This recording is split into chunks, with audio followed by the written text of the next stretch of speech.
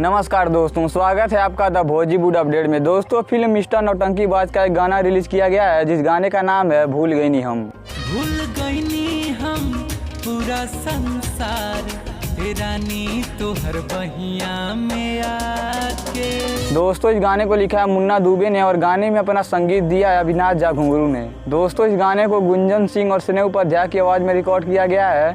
दोस्तों, स्नेह उपाध्याय वही सिंगर हैं जिन्होंने रितेश पांडे के साथ हेलो कौन सॉन्ग को गाया है। दोस्तों, इस गाने को यूट्यूब के बे म्यूजिक के ऑफिशियल चैनल पर रिलीज कर दिया गया है। आप जाकर इस गाने को सुन सकते हैं।